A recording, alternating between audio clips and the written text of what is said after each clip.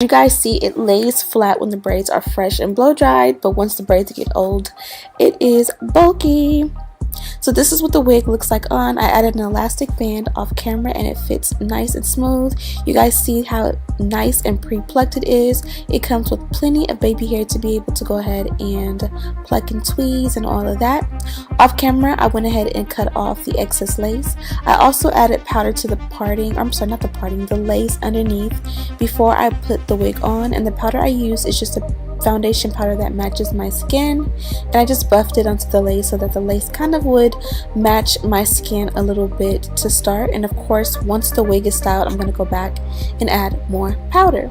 If you don't want to do that, definitely go ahead and bleach your knots, but I did not find it necessary. Some people find it necessary always. I do it sometimes and sometimes I don't. You definitely get the best finish results when you bleach your knots as long as you don't over bleach, and I definitely have tutorials all over my YouTube channel on how to achieve a flawless bleached knots. I'll leave one or two linked down below.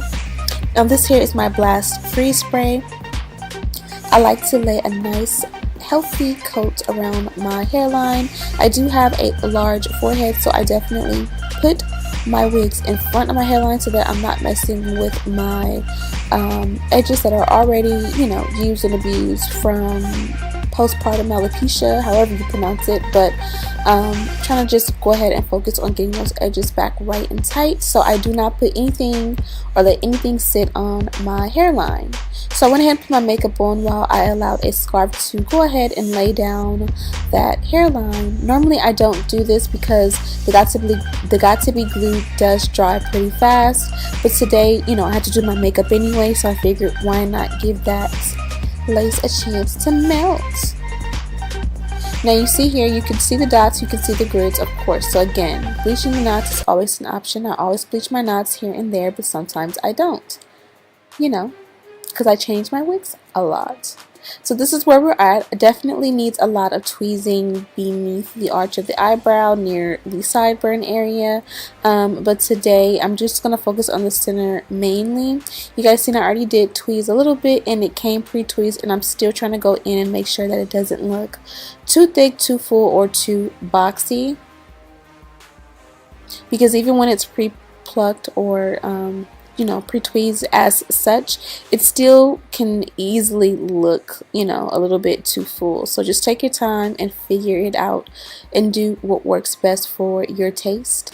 Now my favorite edge control as of late has been good old foam lotion. Now one mistake I made here is I forgot to trim my baby hairs, so I was having issues with it, and I was like, why is it not doing what I wanted to do? Because I didn't trim it, silly, and I literally did not think about it. I'm like, what's going on? Why is it not looking good? Silly, you didn't trim it. Definitely go ahead and trim yours. There's no need for long baby hair like that unless you plan on like putting it all back one day and you want it to all be the same length.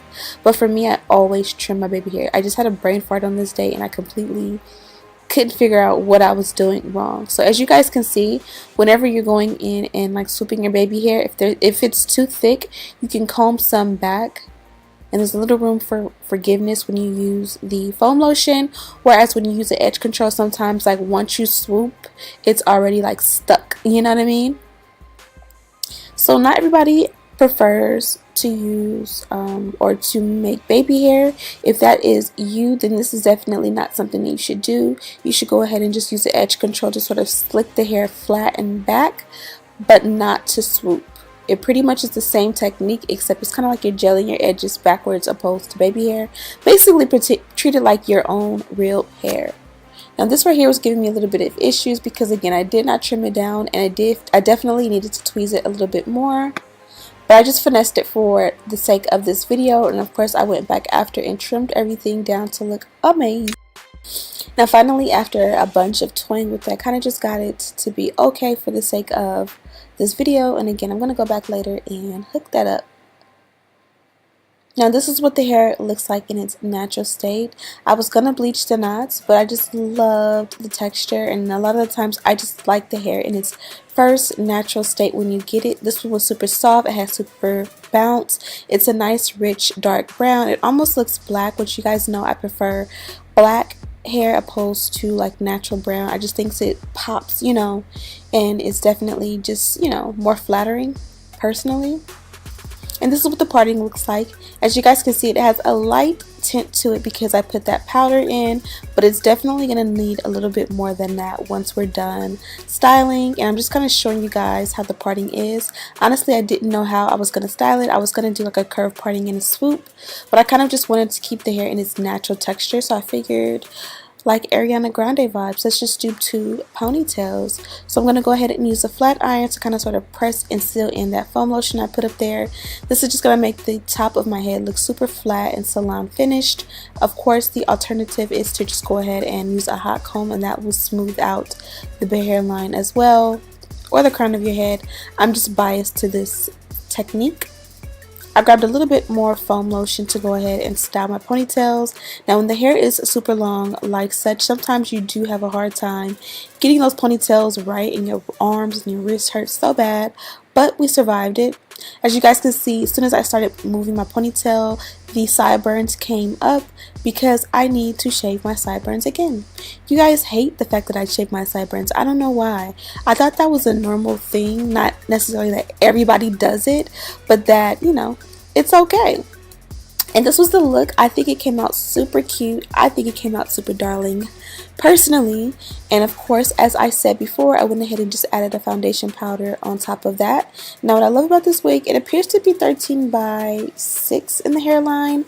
I could be wrong, this could be 4 inches, but I believe it's 6 because it definitely is a beautiful deep parting. If I'm wrong or if I'm right, the answer will be in the description box because I'm not quite sure exactly which wig they sent me, so I'll definitely leave all the information down below for you. Garnier Nutrix, the Sleek and Shine is a must. Looks super gorgeous, and it gives you a nice shine without weighing your hair down. So it'll give you that shine, especially if you're, you know, working with like your natural hair and you don't want that greasy feel. You need like just a little bit, not even a full pump, and you can put it on this section. It makes it super shiny. It helps, you know, with your curling process, and it doesn't weigh your hair down, and it smells so